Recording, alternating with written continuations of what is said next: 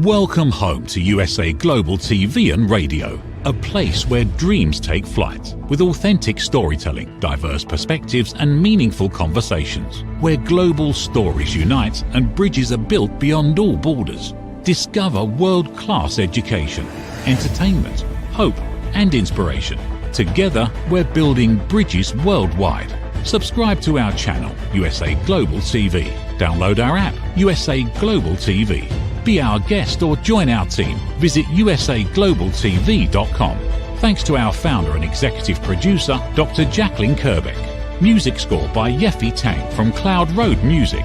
Voiceover artist Mike Porter. Creative direction by Paul Garcia. USA Global TV and Radio, your home for global connection. All rights reserved. This video and its contents are the exclusive property of USA Global TV and Radio. Unauthorized use, duplication or redistribution in any form is strictly prohibited.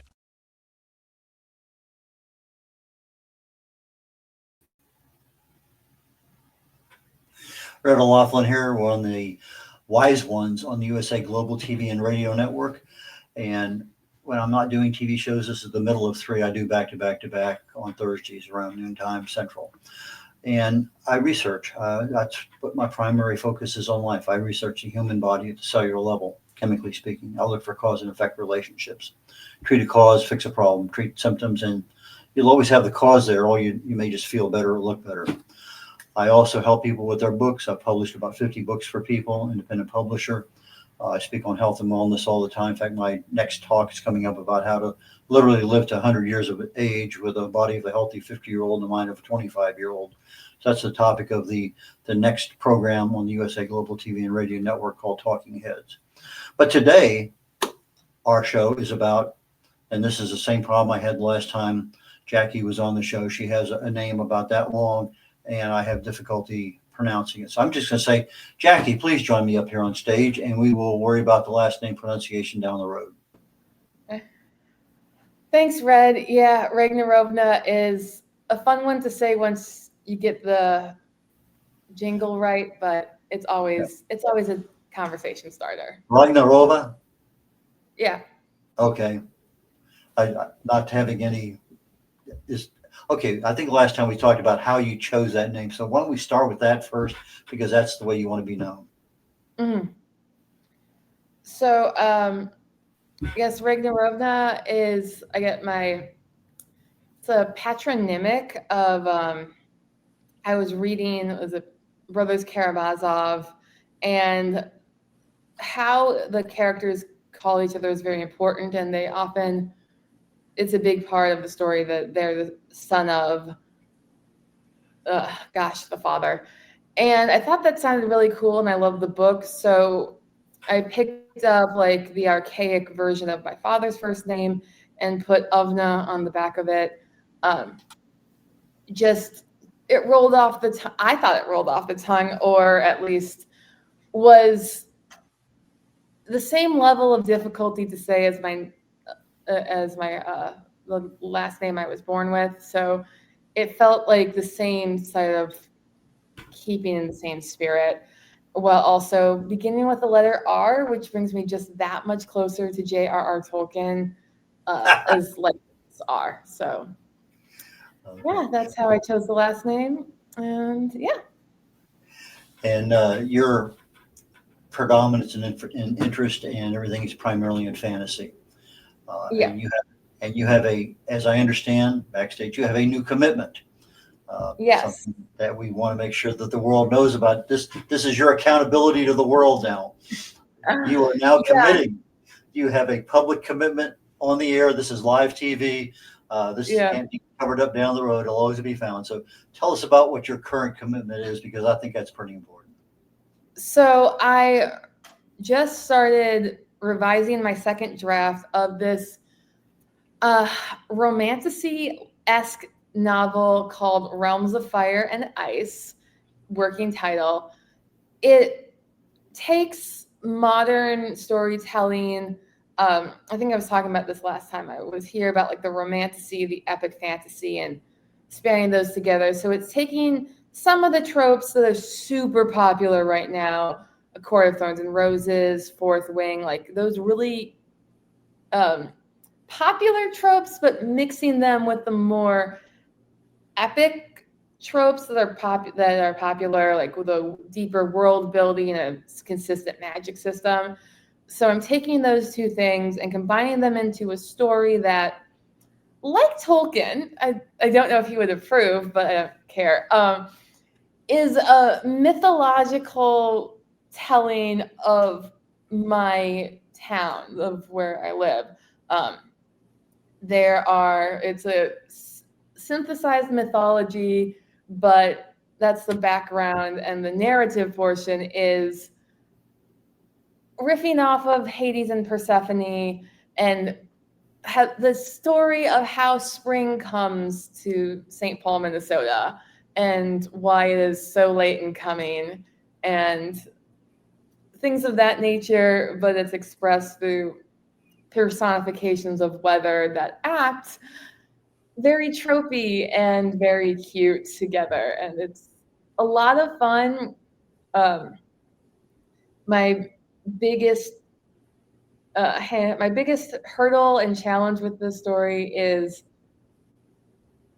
I'm writing mythological representations of communities and well-established concepts in the city. And so I need to go around and like talk to those communities and be like, is this okay? Is this not okay? And feeling that out, because I'm just one woman who has lived in different spots in the city, but I'm not a member of every one of these communities that I want to show why they're cool and add to the city by making them a part of my story, but not disrespecting them. Okay, so you're kind of in the same role I am as a researcher. Mm-hmm. Yeah. Okay, you mentioned St. Paul and the word spring in the same time. Does that mean it's not snowing and the temperature's over 70 once, or how do you define spring in St. Paul, Minnesota? Well, generally spring comes at about 8. If we start talking about when the snow stops falling, that is early April. We'll see the grass again. It will snow again in April. It always snows in April, but then by May we've got grass and flowers blooming, and that's how we think of that for the story. It doesn't get to May. It literally gets to when Winter decides that he'll leave, but he'll be back again next year. So we don't actually get to spring, but Winter decides to leave, and after shenanigans ensue, bringing in concepts like the Anishinaabe story of the Wendigo, of the winter, the dark side of winter. It's fantasy characters team up to fight seasonal depression is one way I would pitch the story. And so they're fighting to bring spring back, but since spring takes forever to get here, the story doesn't actually reach. There is still a dream of spring, but I'm definitely not using that title because George R.R. Martin is going to publish that book someday. It's coming as soon as the Minnesota spring comes as well. Okay, so it's true. April showers bring May flowers in St. Paul. Yeah, snow showers, but yeah.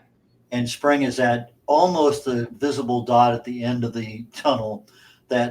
Is that really a dot or is that not? Yeah. Okay. As you were talking, I'm thinking to myself, how valuable is AI in deriving and developing and researching the kinds of characters and scenes that you use? And have you ever used AI for any of that? I haven't used AI at all on this book. A lot of it is just like building off of my own knowledge and feeling of how books should go for my content creation on my Skirt and Eye channel. 5 years I've been researching and theorizing what myth is this author riffing off of? How do they deconstruct that myth, and how do they work it into their narrative? And so it's really that process of I'm just going to the original myths and saying, okay, how I'm not letting an AI deconstruct the myth and tell me how to put it into my narrative. That's my job. That's where the fun is. So that's the big part of it. And then the other part that I've been talking about, finding members of communities and asking, like, is this okay? Is this not okay? That an AI just can't do that either, because it's about the personal connection that I find so crucial for an artist to have, so that understanding like how characterization works, how a character can mythologically be a symbol of a community but still have character flaws without making their character flaw representative of a community. Nuanced conversations like that happening in coffee shops across the Twin Cities, really, to get a feel of the bigger story, but also the people who live it. So that's been the process so far, which I just don't think AI can do. I started using if I tell AI what he or she is, you are a master researcher in this area. And I tell it, this is the areas that I want you to research. And I list all the pubs and the websites and things like that. And I go into about 2 pages of detail about how I want them to research and give me the information back. I tell them who my audience is and what my expectation is of the value I'm adding to that audience. Like I say, it's a pretty long prompt, but it's something that when I hit go, it takes about 2 or 3 minutes for AI to respond back to me with an answer that's usually 10, 12, 15 pages of information with flowcharts and other things that I need in order to do my research on the parts of things that I'm doing. And so I think if you were actually set up a prompt where you actually put into, you are this person in this mythological area, and this is what your character flaws are. And in other words, you build the story into AI, you tell it who it is and what you want. I think it might be of some value. It's certainly worth, 10 or 15, 20 minutes of your time to see, is there anything there from, because you never know what might come up. And just, if you don't want to, it's no big deal, but it's a tool like anything else. And you got to know how to use the tool, and it's all in the prompt. And sometimes you say, hey, tell me how to write the prompt in order to get this. And so you constantly tweak it. I get an answer back, and I'm saying, they didn't include these 2 things. So I say, why did you not include these 2 things? And they come, oh, you're very astute. Yeah, this is it, and this is it. And they give me another 12 pages. So just because they give you something doesn't necessarily mean it's all or correct. Mostly it's probably correct. They're going to the right sources. But I think that you can always come back and say, well, why didn't you consider this? And then ask them to come back and give you more information. I think it might be worth a little of your time, because it looks like now you're starting to get committed to things. As with commitments go, there's always new learning, new skills. Well, and there may be one AI better than another one. We had a really long discussion yesterday on the networking group about Perplexity versus ChatGPT. And so there's issues out there that one may be better than another. Anyway, pass that on for what it's worth. So yeah, I definitely see a use in like marketing analysis and like things of like the business side of writing and publishing, like just kind of internal keeping track of stuff. But like, I think one of my biggest successes I had in researching was I went to a local cultural center where they had just a limited number, because their culture does not have that big of a impression online. So I had to go in person. And because I was sitting there for an hour paging through what turned out to be a cookbook, which was like, I wouldn't have thought of that like I did realize like, oh, a cookbook, this will give me like what spices they use, what things like that. Paging through a cookbook, another book as well, because I had put in the time and just sat there to touch pages, which is slightly like touching grass. Their entire head of their organization was like, oh, you're serious about learning about our culture. And then he talked with me for a half an hour, and I got to ask him questions about his experience and things like that, where yeah, sometimes it's really great like to be like, hey, can you check how many stories of spring, like a story of spring kind of thing, like get a number on that from the AI. But sometimes the time of turning pages and forming interpersonal connection pays off as well. So that's what I want this writing process for now to be like, because the whole story is about the importance of interpersonal connection as well. That's where that's the power that the magic derives from. So I definitely want that to be an integral part of the story writing. Do you have a commitment date for the publishing of this book? I'm hoping to get it out by next year. I'm definitely thinking about self-publishing. Yeah, there's like not 2027. So I'm thinking about hoping to get out by 2027. I'm looking at other authors who had an idea for publishing by December, or at least they had a publishable story by December, and then by January of the next year, they had it out. And that's what I'm hoping for. We'll see what happens, but we're aiming for that. Okay, so you have to plug in the time required for editing and rewrites and proofing. Mm-hmm. And then when do you plan on start marketing this book? Well, so far I'm kind of doing like the zero marketing now, talking about it here. I've flipped over my YouTube channel to just me blogging about my revision process as on a week by week basis. So I did 1 week of that. Did writing like Sanderson. There's week 1 up there already, because I know where the algorithm puts my stuff in front of fans of Brandon Sanderson. I'm trying to pull them in to my writing process on the theory of Sanderson gives writing lectures on his YouTube channel. Sanderson writes books. How am I using those tools to inform my writing process? He is very big on like the percentage of how much he's written.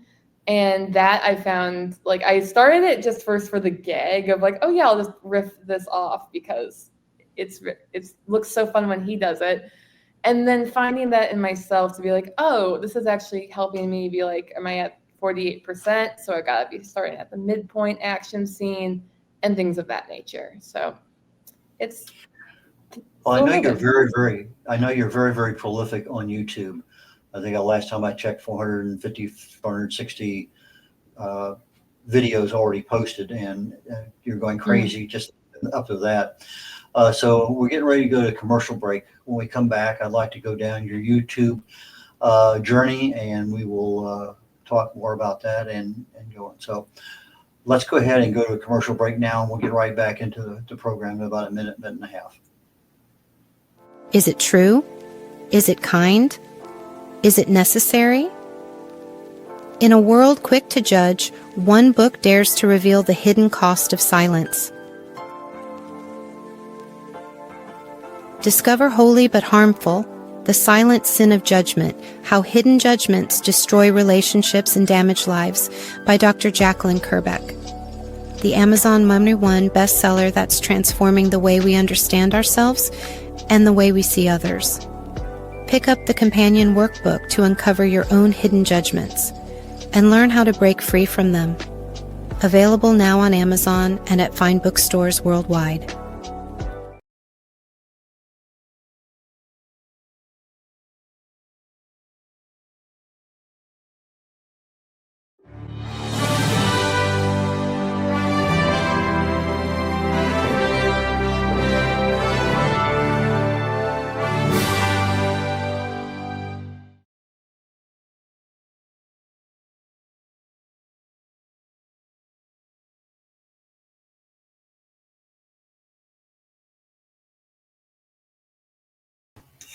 Red O'Loughlin here. We're on the Wise Ones on the USA Global TV and Radio Network.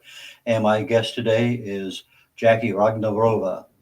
And Jackie is a fiction enthusiast, advocate, content creator, video marketer supreme. So let's go into the video marketing aspect. You've been in YouTube now how long? About 5 years. Yeah. Started 2020. Okay, so you started in that. A lot of people have difficulty videoing themselves and Mhm. getting this there. So how has your experience changed, and when do you think that more professional Jackie came about? Well, it took like 2 years, like at least 2 years before I got a microphone that wasn't terrible. I started recording in my like on my dining room table, had to wait for the refrigerator to stop humming between takes. And I was started with like a little animated figure of myself. They did stop motion animation and just did voiceover. Some channels are very popular with that, but their creators are more artistically inclined than myself. So that was one where I was camera shy, and so I thought that would be a helpful way to do it, but that wasn't working super well. And finally, about 3 years into it, I got a job where finally felt comfortable enough putting my face on my videos. So I did a face reveal, and from there, there's like, you can see the evolution of me trying to figure out how to set up my home office to be a home recording studio.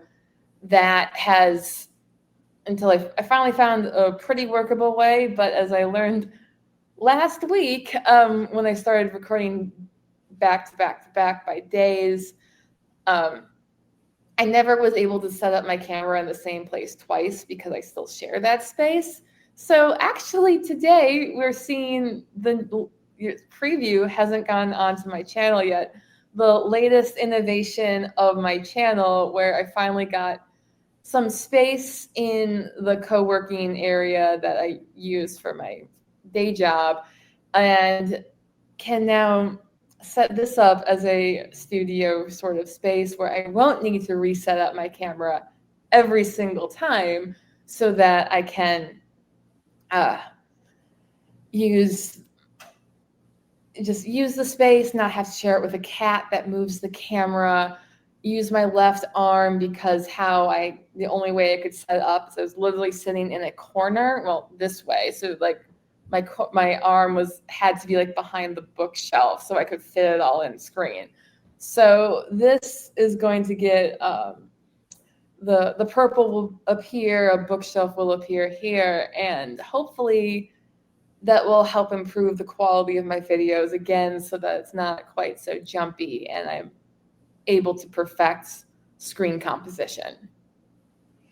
Okay, so trial and error, lessons learned, continual improvement, continual learning. Mm-hmm. It's not one of those things, I do it. You're continually learning how to improve it. So you're self-critiquing yourself on what you're saying. Do you edit your videos? I do edit my own videos. That helps. When I hear myself where my errors are, I like to pause between the middle of words and sentences. So practicing getting through those sentences, finishing them, and pausing where the period or comma is supposed to go. Things of that nature. I will say that having the little animated character at the beginning was helpful, because I wanted her to have a few specific poses so that she wasn't just standing there like this the whole time. And so I gave her this picture, like this, and this were the three basic poses, and then kind of like a thoughtful one. So the very beginning of me voice recording to try and differentiate my tone, I started using those poses myself, period. I always talk with my hands, but it gave me direction and helped sculpt my voice from the monotone vocal fry that I was told was good because women sound better when they use low tones. Debatable. That was some bad advice that I got, and then I operated on that till I got some good advice. And then recording myself just vocally, but practicing with the hand motions so that they would reflect in my tone made it so much easier to go into recording myself, where still talking with the hands, but I now have a year of practice behind the scenes in aligning these hand motions to my words so that they might help or they might not. If you don't like someone who talks with her hands, my channel probably isn't for you. Okay, so you're getting ready for a video. You're going to Mhm. edit it. You have a script or outline, or everything is coming off your brain ad hoc, or what?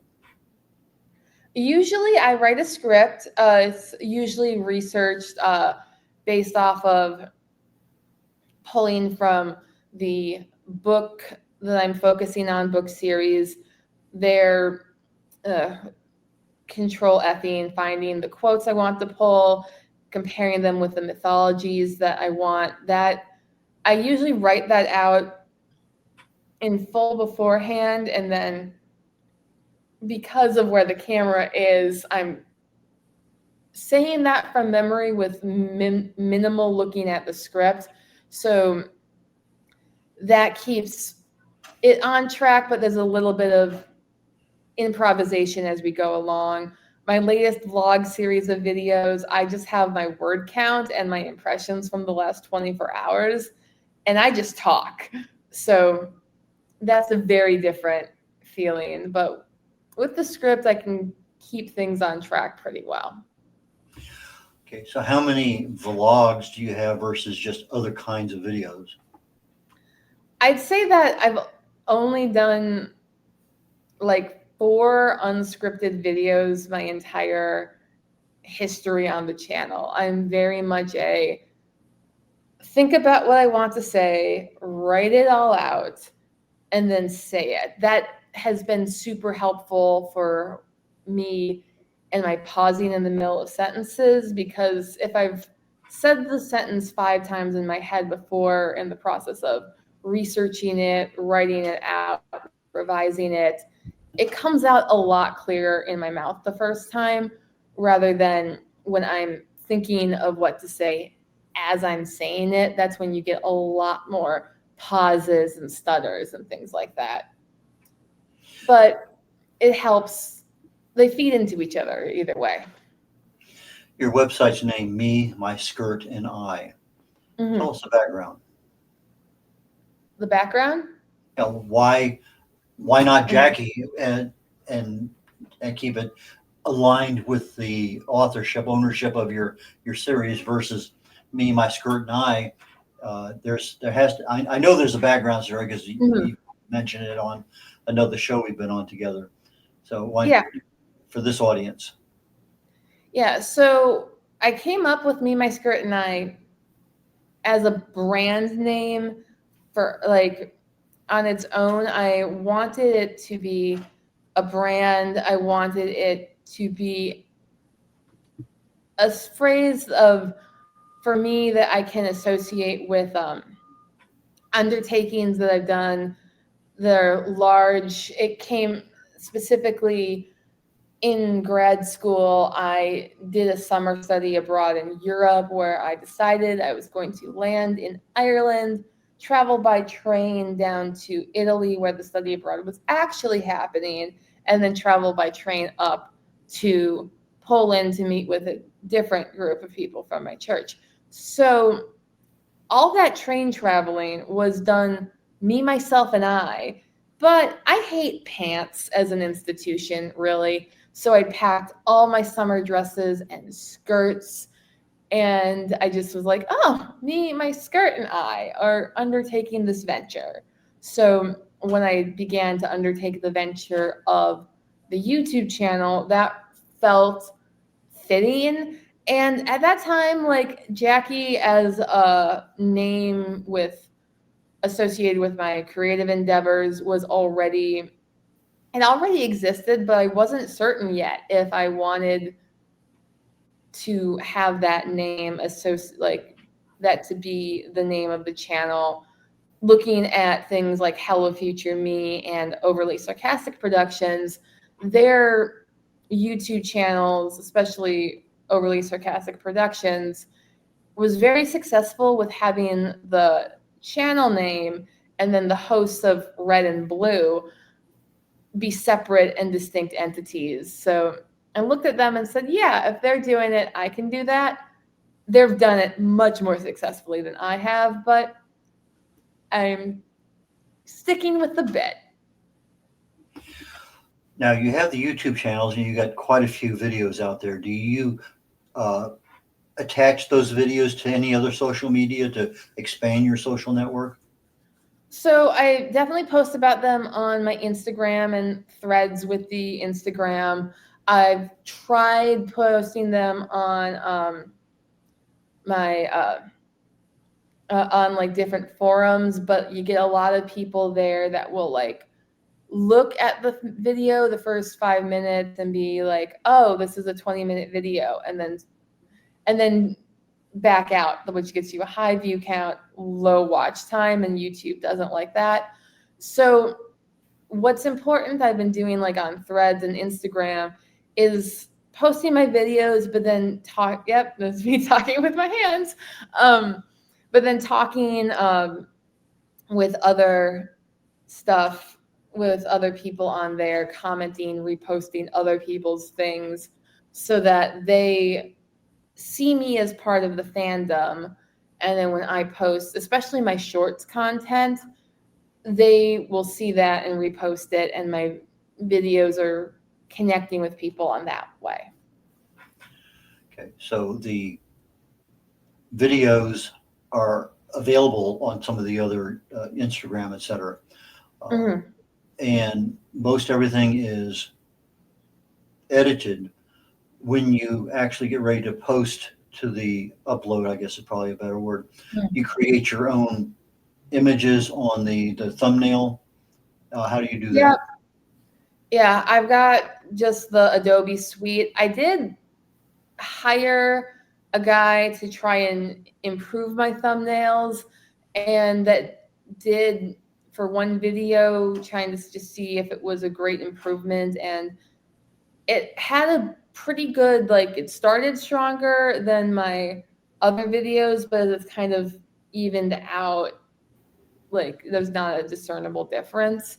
So maybe if I continue to hire him, we might refine the process. But for now, focusing more on novel writing and connection rather than trying to break the bank on that particular thing. So yeah, just me and Adobe Photoshop, usually with an exaggerated pose and some words I hope interest people.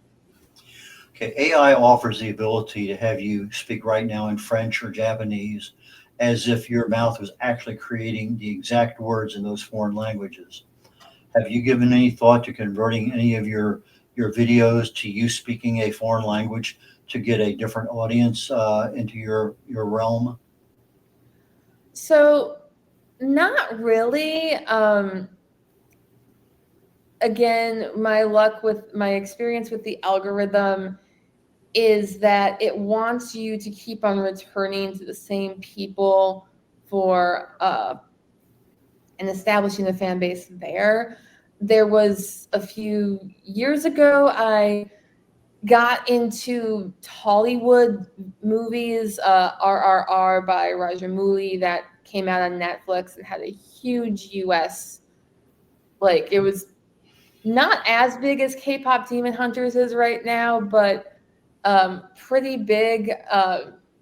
Cinema Therapy did an episode on it, and that turned me like, oh, it made me aware of all these great movies that were available on Netflix, but from the Indian cinema industry. So I started watching those videos, did a couple reviews on them, and then what happened was that I got the distinct impression that my viewers in India, which I see the connection between their movies and epic fantasy so clearly, but the algorithm wasn't getting it. So they were showing like my book reviews to people in India who could speak English, but weren't necessarily interested in that. And then the video reviews were going to people in the US who maybe hadn't seen these more obscure movies. And that tanked my numbers really quickly. So before I want to establish more of an English language base of fans before I try to expand out into foreign languages, because that's going to do weird stuff to the algorithm, and I want to have a solid base first. Okay, so it sounds like you have a real keen eye on the analytics of what's going on. So if you did create a Spanish or Italian or Indian channel, it would have probably be a separate YouTube channel. But anyway, we're at that point in time of the show where how do people buy your books? How do they get in touch with you in the event of what's going on? And do you have any appearances in the near future? So I have my YouTube channel, Me, My Skirt, and I. That's the primary way. That's my primarily publishing site of creating content. Instagram, Me, My Skirt, and I as well. Threads, I'm there talking about my stuff, connecting with writers in process. I am volunteering at Dragonsteel Nexus. I'm not a panelist, but I will be there helping with stuff and connecting with fans of Brandon Sanderson, things like that. So that's my social calendar up and coming. I'm definitely looking into getting my own website and will be posting about that.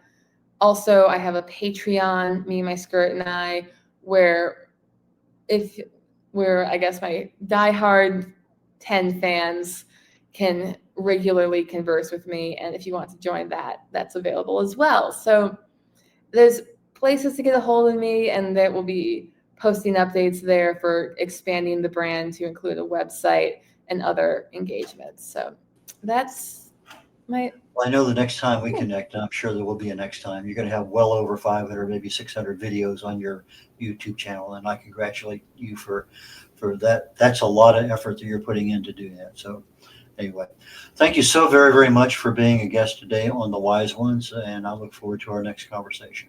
Take care. Thank you. Randall Laughlin here. We're wrapping up The Wise Ones today on the USA Global TV and Radio Network. The next show on in about 23 minutes is Talking Heads. And I'll be talking today essentially about longevity, age related things. How can you stay healthy as you grow older? And there's a lot of things out there that actually, if you're aware of it, and most of these are just normal lifestyle choices, our diet, our sleep patterns, our stress management, exercise, the things that we typically do and should do better, literally attack every single aspect of our aging process. But as we get older, things tweak and change a little bit. So today we'll be talking about that. Please join me. If you can't make it live here in the next 20 minutes or so, please go to YouTube and go to the USA Global TV and Radio Network and view it on the archives. So Randall Laughlin checking out. Bye now. USA Global TV and Radio proudly presents Steve Klein Art at steveklein.art. My name is Steve Klein, born Manchester, England, 1953. My quest in my lifetime is to create artwork from my soul and the deepness within my wildest dreams and fantasies.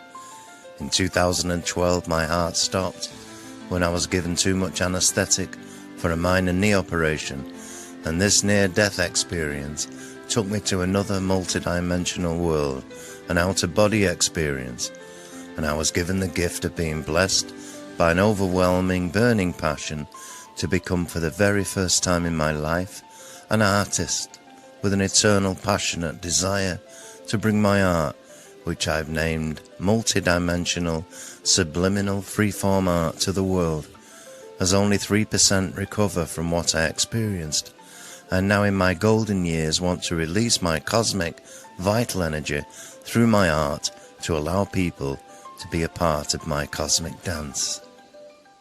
To learn more, email roccogoodwine@gmail.com. For VIP pricing, mention USA Global TV and Radio.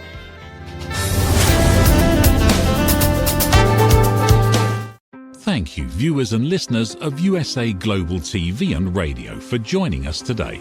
We're honoured to have your time and attention as part of our global community. At USA Global TV and Radio, we believe in the power of authentic conversations, meaningful connections, and creating a world of possibilities together. Want to be part of something bigger? Join our team of elevated listeners at usaglobaltv.com, a space where your voice matters and your ability to listen transforms relationships. Stay connected with us across all our platforms for thought-provoking discussions, expert insights, and empowering stories. Subscribe to our channels at youtube.com/c/USA Global TV. Follow us on social media and explore the endless opportunities we're creating for growth, learning, and inspiration. Together, we're not just broadcasting, we're building bridges and changing lives, one conversation at a time. For inquiries, contact us at info@usaglobaltv.com. Music by Johnny Dies. Produced by Executive Producer and Director Dr. Jacqueline Kerbeck. Voiceover by Mike Porter. Creative Direction by Paul Garcia. All rights reserved. Copyright 2025. Visit usaglobaltv.com to view our full terms and conditions.